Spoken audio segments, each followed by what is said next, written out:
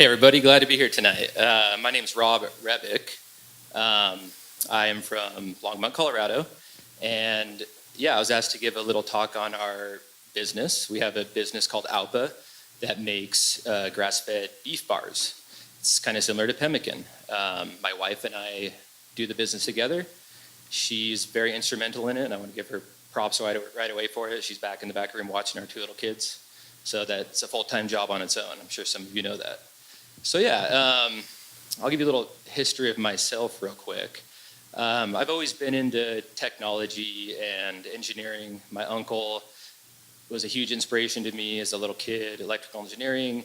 My father was a motorcycle mechanic, and he was always racing. And, to keep me out of the taking apart his motorcycle stuff and messing everything up, he'd buy me like old VCRs and tape recorders, and I'd sit there and rip them apart and just have a good old time with that. And so I knew exactly what I wanted to do when I went to college. I didn't have any question about it. I went into engineering, electrical engineering. And that wasn't really enough for me. And so I was always fascinated with like light and optics and electromagnetics. And so I decided to pursue a master's degree in electrical engineering, emphasizing in electromagnetism. And, when I got that master's degree, I looked at my options, and essentially the bulk of those kind of people who are trained in that get sucked into the military industrial complex. And that's where I got sucked into. And so I relocated from northern Idaho, where I got my master's degree. And I came to Boulder, Colorado to work at a military defense contractor.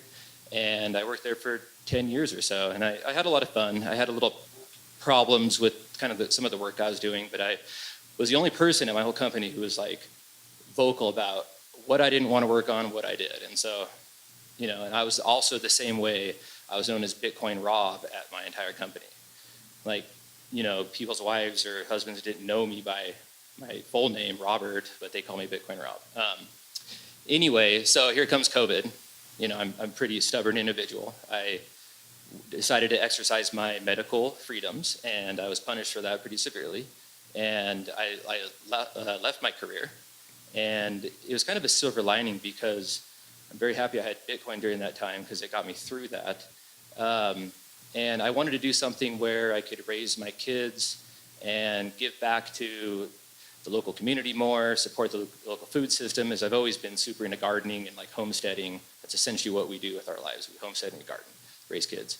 That brought into this new business. Now that I had free time, I wanted to find something where I could raise my kids, be a stay-at-home dad, and build a business around that. I've always had kind of an entrepreneurial mindset, and so I finally got to run away with it. So the story with Aupa is, first of all, it's a Basque word. I don't know if you guys know what Basque is, but I'm 50% Basque. My grandparents are Basque immigrants. In Basque, Aupa means pick me up. And so I ran around as a little kid yelling, pick me up, Aupa, Aupa, Aupa, to everyone in the family. And that's what our kids do too. They run around yelling Aupa. And so I almost like came up with the name for this before we started doing this. But kind of at the same time, we like to road trip a lot. And people talk about falling down the Bitcoin rabbit hole, or the financial rabbit hole.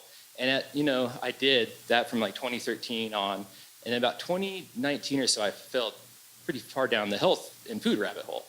And I just started looking at everything as like, there's poison in all the food. And you go to the gas station and you look at beef jerky and you're like, I just want the beef. Like, why does it have to have all these preservatives, soy products, hydrolyzed soy, corn protein?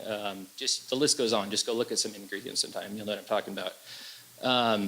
And so, our kids are in the back seat yapping and yapping for treats.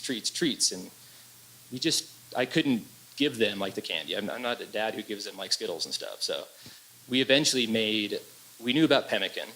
And if you don't know what pemmican is, it's a traditional Native American product that is made from bison meat that's dehydrated.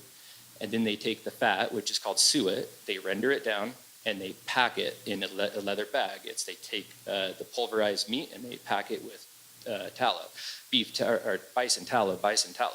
And they pack it in there hard. And that's essentially what a lot of the early explorers of North America survived on. There's actually even a war called the Pemmican Wars that was fought, to where people would take big bags of pemmican and hide behind them to dodge the bullets. So pemmican is quite historic if you really think about it for this country. And it is a complete food, and people have survived on it for years. And so we would tinker around and make pemmican on our own, but it's just not like quite palatable for most people. So I knew it was a product that was missing from the shelves. You go down in the grocery store, so back to the kids begging for treats, you go down there in the grocery store and you just see this whole aisle of bars, and it's turning into plant-based vegan bars. And that's pretty much what it's turning into. You flip the ingredients, it's the same industrial sludge remixed up in a different package. And so you go down and you get the jerky aisle and the beef sticks, and you look at, there's a couple clean options in there, but there's no pemmican. And we wanted to make pemmican great again. And so we took pemmican, and we don't use bison. We are going to use bison in the future. We have a bison bar coming out, but we use beef. And we wanted to make it taste better, more palatable for the masses. We're not targeting this like elite 0.1% carnivore crowd who won't touch a carb. So we added butter, honey, and so our base bar is beef, tallow, butter, and honey. And so one of the principles of our company is we only put an ingredient in our bar that can be created on a local farm. And that was what we set out to do. We don't want people like ask us to put stevia and allulose and stuff instead of honey, and we're like, no, we don't. We want to keep away from the whole factory mindset with our food. Our company was made to support local production of food. So we were trying to look how we could help our local food system and support them.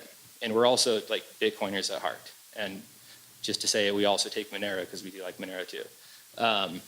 But it turned out this company was the perfect fusion for us of the two rabbit holes. We fused that financial rabbit hole, and we fused that health rabbit hole. And that's the kind of the birth of the Aupa Bar. And I've been in silently behind the Bitcoin scene for a long time. I'm pretty a private individual, so I'm not known. But I knew that product was missing from the market. And so we launched it last year in January. And we had a goal of selling 500 bars. And we did about 7,000 bars in our first year. And so that proved to us it was a success. And people liked it, enough people liked it. And Bitcoiners really propped us up. 40% of our sales in 2023 were through Bitcoin. More than half of those were Lightning. There's about 5% Monero, and the rest was credit card. And if it was up to me, I'd kind of delete the whole credit cards out of it. And I wish I could support the whole company on Bitcoin and Monero, but it's just not quite possible yet. I think Jason from Rich Ranches has spoken here before, and I've known him, and so he was the first person I went to get our beef from, because I know he'd take Bitcoin.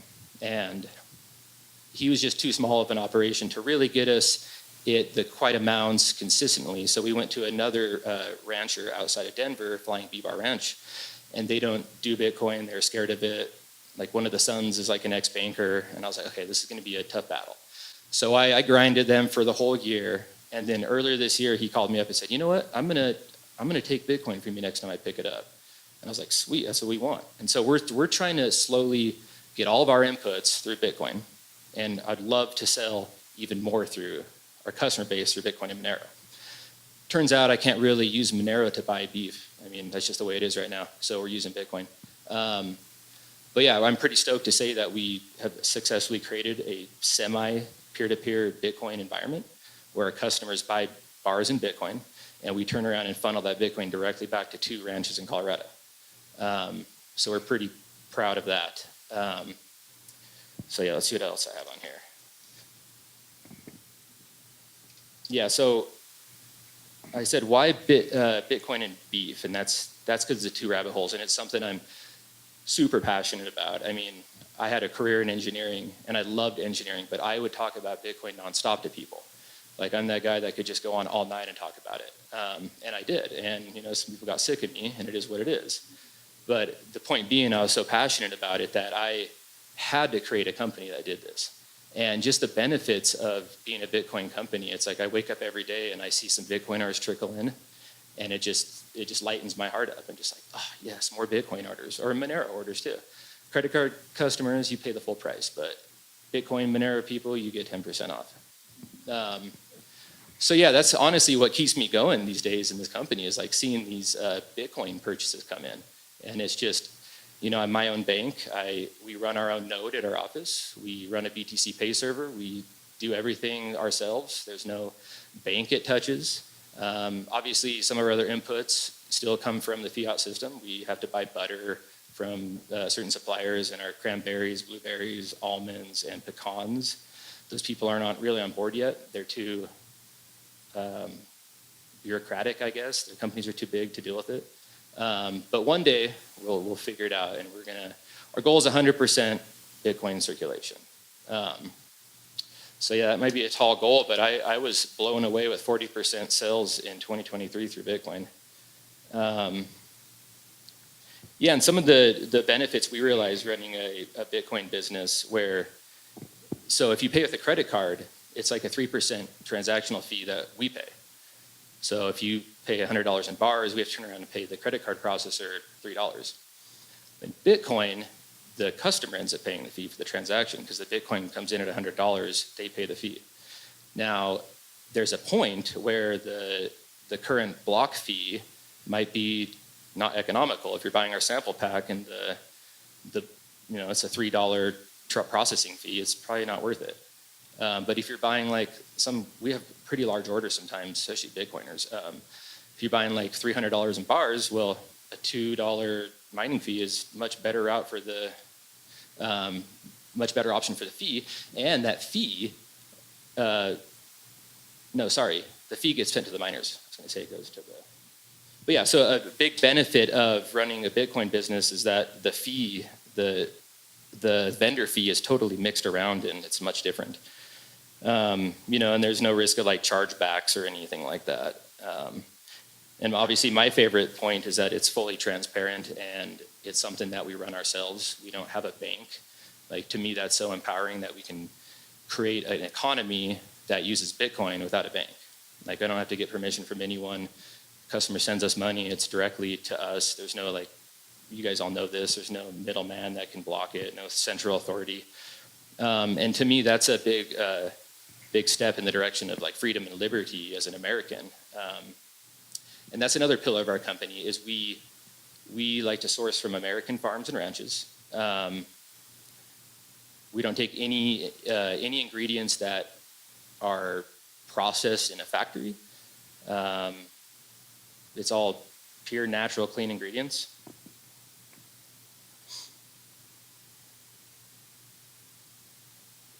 Let's see what I miss here. Yeah, and it kind of worked out in 2020 because we saw this big ramp up in carnivorism. And if you look at Google Trends, carnivorism just really ramped up. But it kind of went too far. There's a lot of people who will send us messages about our bars and say, I'm not going to eat your bar because it has honey in it. And I'm like, that's just a teaspoon of honey. It's about 5 grams of carbs. But there's a group of people who are pure carnivores, and I'm not going to get on them. They're free to do whatever they want.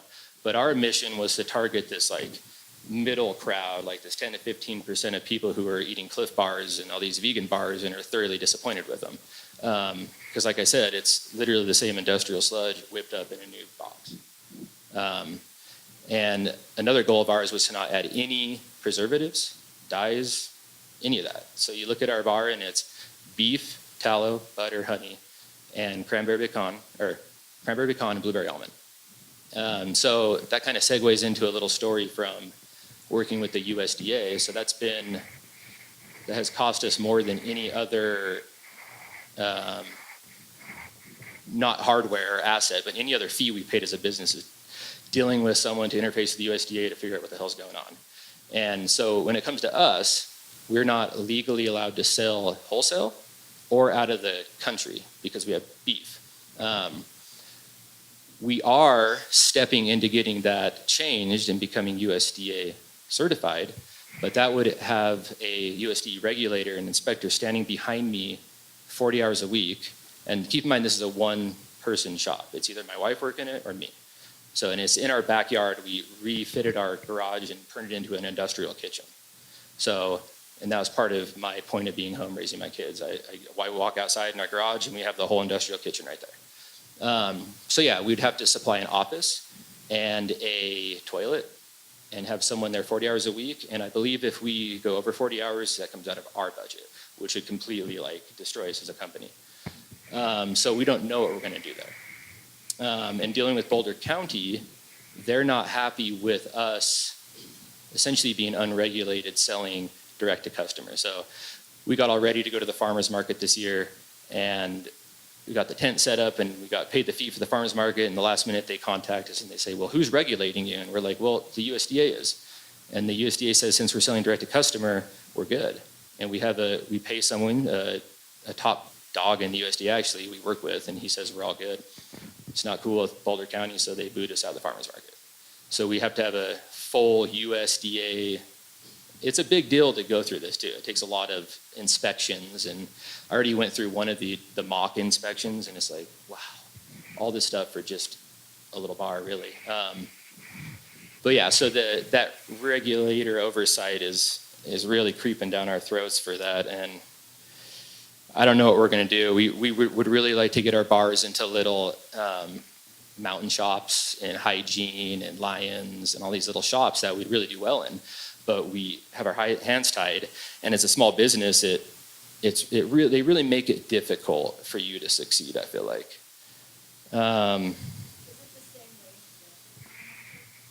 I think Boulder's kind of the worst. We almost moved our entire facility into Larimer County because then that wouldn't be the case. Larimer County was like, well, yeah, if the USDA says you're good to sell to, since they're the experts, we'll listen to them. But Boulder County is too cool, and well, yeah, it's easy to conceptualize that, but to move our whole kitchen and to do all that, it's like a huge deal.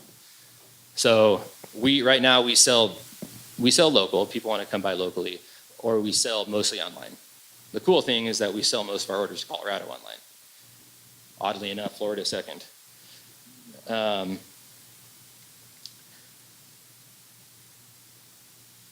So yeah, in terms of running Bitcoin, it was really great that there's the tools out there to do this, to run your own setup.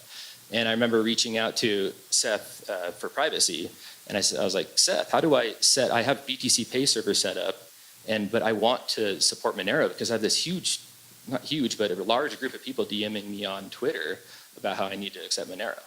And I'm really not into other coins, XRP, definitely not XRP. It's all good, now. But yeah, I was pretty much a Bitcoiner, and then a lot of these recent events really kind of opened my eyes more to Monero, and I see what it is and I see what its use is. I think they can coexist together. We'll see what the future brings, but anyways, I got the whole server set up, running in our office. It's battery backed up, power goes out, it still runs. I'm pretty neurotic about this kind of computer setup since I have a background about it, but it's just awesome having that server running and knowing that it's out of the hands of any banks or anything. So yeah, I mean, the whole thing kind of boils around this like Bitcoin dream, and we kind of set out to create a better food product to bring that money directly back into our local economy, essentially. A lot of these other bars, you go buy a bar, just the bar industry specific, it's funneling money out to some odd place. Now, a lot of our inputs do come from other places, but our main inputs, the beef, is coming from Colorado, and that's something we're really proud about and we stand behind.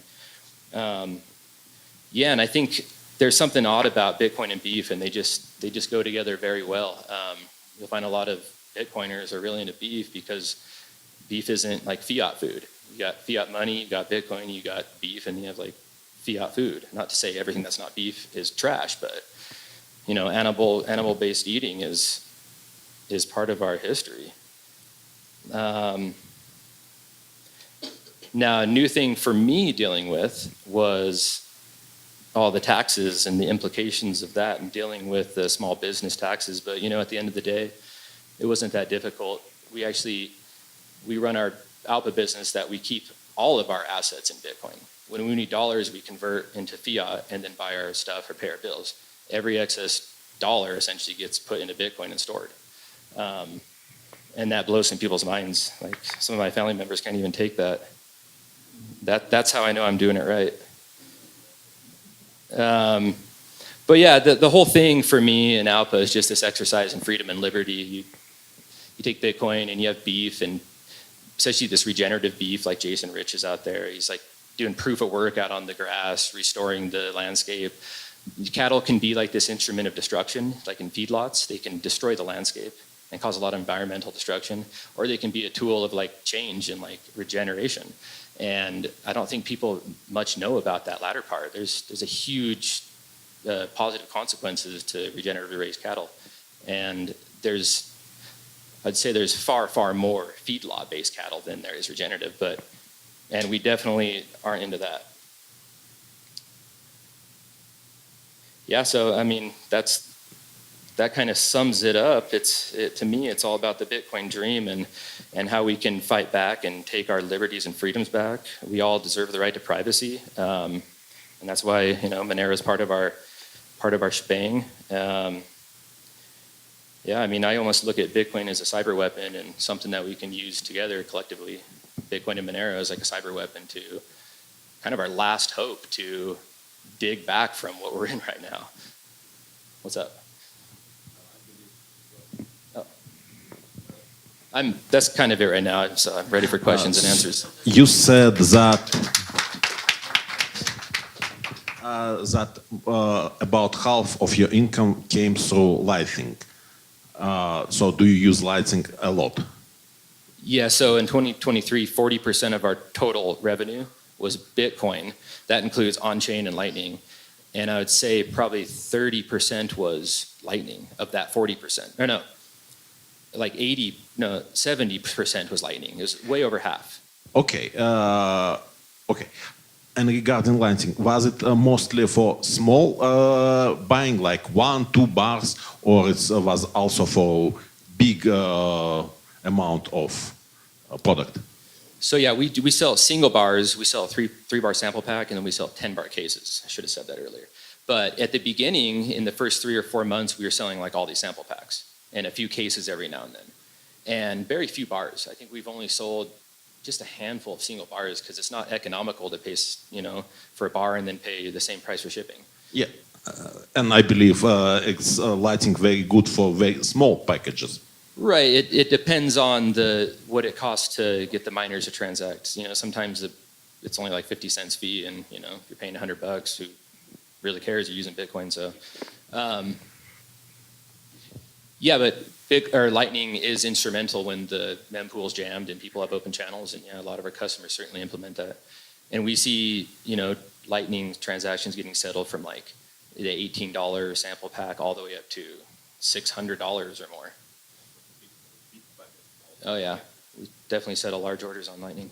So as someone who has personally started a crypto-based business who receives most of its revenue in cryptocurrency, how does paying taxes look like for you with that?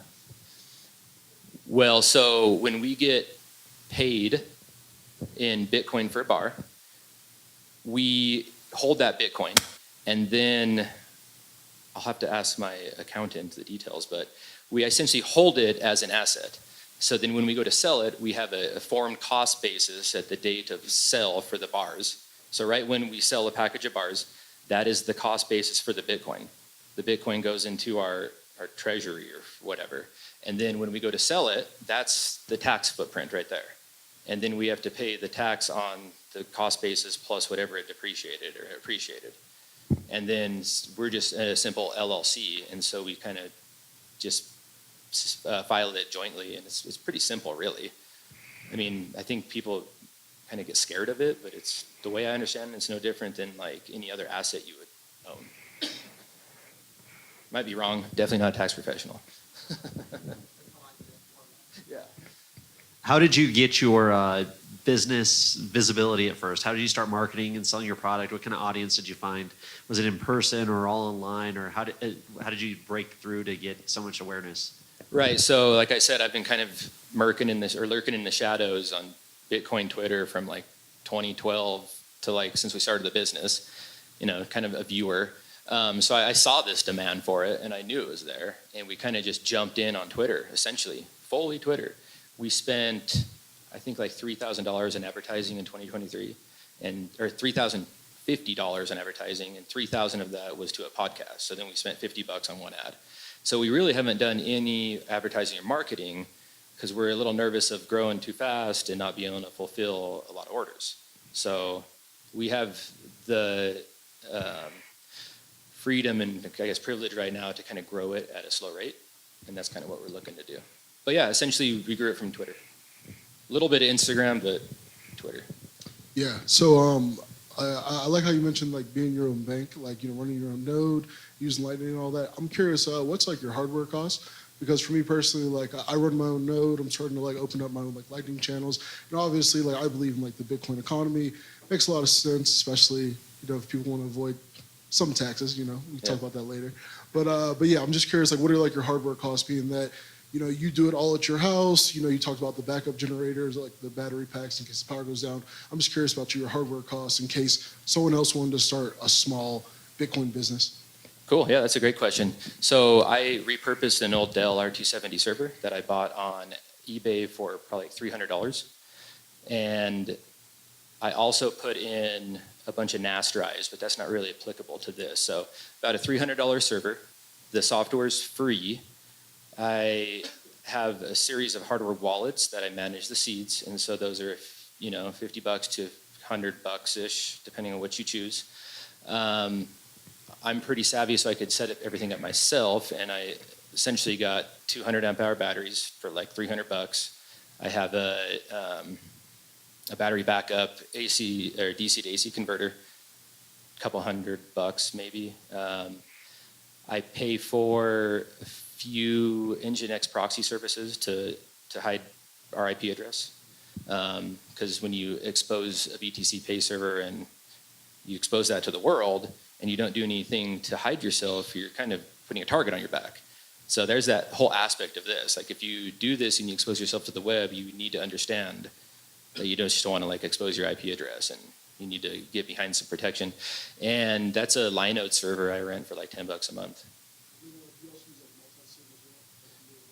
Mm-mm. But if you do, that's no additional cost. I mean, maybe if you had to purchase another hardware wallet to do multi-sig, but it's a fraction of the cost. So I'd say you could set the whole thing up if you really wanted to for like under $500. I bet you could even do it cheaper, honestly. So it sounds like the majority of your business is via cryptocurrency, but there is a percentage of your business that is still via fiat. I'm curious how you do that without like using banks or anything else, how you're able to do that privately.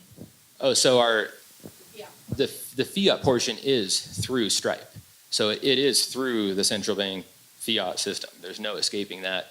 So like I said, the 40% of our revenue was done in Bitcoin, 5% was done in Monero, and that remaining 55% is still cash-based, people who show up or with a credit card. And like I said, I wish I could delete that and convert that all into Bitcoin, but if I did that, we wouldn't be able to operate. So our goal was like having just a few Bitcoin transactions, and the fact that we did 40% of our revenue in Bitcoin was just astronomical to me. So, but yeah, we still interface with traditional system. But when we get those proceeds, we have excess, we convert them back to Bitcoin. Are you accepting cash, and are you selling at this event here today? I brought 5 cases. We're sold out of Cranberry Pecan. I have Blueberry Almond cases and Apex case. And yeah, I have some cases or single bars for sale. Cool, thank you. Okay, I got 2 questions for you. So first, can you talk, I know you've already talked a little bit about your BTC Pay server setup. Can you talk a little bit more about that? Because I think you're the only one I've seen that has Bitcoin, Lightning, and Monero all in BTC Pay server. I believe you're using Docker. Can you talk about that a little bit? And then the second question is, with some of the recent heat in the last week, Samurai Devs got arrested, Roger Ver got arrested. Was it Phoenix Wallet just pulled out of the US? There seems to be a big crackdown on Bitcoin, and I've seen a lot of speculation that people think that BTC Pay server might be next. So I just wanted to know, what are your thoughts on all that, and how does that affect your business going forward? Right, so I'll elaborate more about the architecture first. So I have that Dell R270 server, which is kind of a depreciated server, still powerful enough for BTC Pay server. On that server, I run TrueNAS. On that server, on that TrueNAS, I virtualize Ubuntu. And Ubuntu, I just have BTC Pay server running in a Docker container. I think that answered that first question, right? And then all this heat in the last week, I don't know what's going to happen. But I'm just going to go back to the way I held my guns through the vaccine, and we're not doing anything illegal. I'm not going to cower off and put my tail between my legs like a dog and run off and give all the ex-pubs out and reveal everything. I'll fight to the bitter end, I guess. But yeah, if BTC Pay Server gets blown out in the U.S., we're going to have to rethink our strategy here. But I don't know if I want to run this company in a world where every customer is KYC through our website and it's all centralized Bitcoin. That's not the lure or the dream to me. I have a question regarding your product, actually. When we spoke before, you said that one of the biggest shelf limiting factor is butter. Mm-hmm. Have you considered to replace butter with another milk product, cheese? We've made one like that. But okay, so in bar processing and a lot of food manufacturing, there's water content, which is the amount of water in a product, and then there's water activity. That's something most people don't know anything about. Water activity is the freedom of which a water molecule can lift up or escape and interact and feed a microbe and create microorganisms, funguses, all that stuff. So the water activity ranges between 0 and 1. If you get below 0.6, it's impossible for any microorganisms to grow on it. So cheese, I believe, has a water activity that's in like higher regions, maybe like in the 0.75. And so that would kind of imbalance the water activity of our bar. We'd probably have to process the cheese down and freeze dry it to get that remaining water content out. Because essentially, let me back up here. The pemmican is essentially the process of taking meat and sucking out all the water and replacing it with fat. And now you have an impenetrable food. It has a shelf life very long. The butter, we added butter to increase the palatability of it so more people like it. And that is definitely true. Like a lot of people, go try some pemmican or make some yourself. It's survival food, really. So the butter actually doesn't grow microorganisms because it has very low water content, but it gets oxidized and causes rancidity. Rancidity isn't the presence of microorganisms or bacteria or any kind of fungus or molds or anything. You can eat rancid food, it just tastes really bad. So the limiting factor in our bar is the butter. And so refrigerated, we recommend, if you buy our bars, we recommend putting them in the refrigerator, freezer. I didn't think about the freezer until a lot of customers sent us these messages like, they're the best in the freezer. I was like, all right, that works too. It's even better than refrigerator. But with that being said, you could pull out the Aupa Bar and put it in your backpack or whatever, and it's good for weeks. It doesn't spoil in days. It lasts for weeks, just like if you put butter on your shelf at home. I don't know for a fact, but I believe the water activity of cheese is higher than butter. So the water content might be an issue there, but it's a good idea. It's something to consider. I think you'd run into the same shelf life issues as butter. Maybe even worse, because if I think about putting a block of cheese out on the counter versus putting some butter, cheese is going to go first, I think. But it's feasible. It's definitely a possibility. But we are planning on launching a breakfast bar soon with bacon and ham, and cheddar cheese might go pretty good in that. I was just going to ask, like a follow-up to that, have you considered using other animal proteins? We are. We actually just picked up bison, and we have pork that we're experimenting with. So we're going to do one with pork. We want to create a zero-carb bar that doesn't have honey in it, since we do have a lot of people asking about that. And that zero-carb bar without the butter will give us a product that can be marketed towards, like, emergency food storage or prepping or long-term stuff, because traditional pemmican can last decades, if not 100 years, if done right. Speaking more about your product, you said you never listed salt, so there's no salt in this. Does that increase maybe the palatability? And what about other maybe spices? Or in your case, if you're trying to just produce things on your own property, maybe it's some herbs that you grow, something like that. Yeah, great point. And so when we started Aupa Bar, we probably had 10 different recipes. And so we got all like chaotic and we're like, let's boil it down to 3. And so the 3 we have are the 3 that we started with. we have a bar that has salt in it, and we have a bar that has some like fresh ground thyme and like I think arugula, and that is something we want to get into. So yes, we do want to create a bar that has even our Apex bar with salt. That is something on our radar, and that's something we are going to do because a lot of people do want salt in there. It's a good question. We're going to do 2 more questions, so I'll do the next one. So you mentioned the bacon and eggs bar, which I'm very excited about because I used to buy that from Epic, and then they got rid of it because they got bought out by Kellogg, I think it was. General Mills. Or General Mills, yeah. So I'm very excited about that. Can you talk about the consistency? So like Epic bars are very different than your guys' bars. Mm-hmm. And why is that? Is that just sort of the pemmican nature? And is there plans to do more bars that are different sort of consistency from what you currently do? Right. So ours is different. I don't know the exact process about how Epic makes their bars, but doing this for so long now and looking at it, I would say there is more of like a shredded nature to their bar. There's longer strands. And we toyed with that at the beginning. We actually got a handful of customers, friends, and family, and we made the texture we have now. We made other textures, and that one won out. And that's kind of the one I preferred. It's not everyone's favorite. I don't think there's going to be a texture change for us because that would require us to dehydrate the meat differently and make it less dry so we can kind of shred it. Our process right now kind of lends itself to pulverizing dehydrated meat. So I think it will stay like that. And what was your second question? I thought you had 2, but maybe it was just that first one. No, yeah, that was pretty much it. We have a last question. All right, I'll ask the last question. So earlier we were talking a little bit about your experience with COVID and how you left your job over that. Can you talk a little bit about that?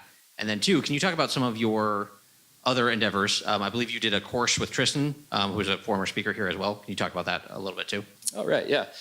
Yeah, so I guess to go into a little, deeper about my engineering career and the way it ended. So COVID hit early 2020, we all know that.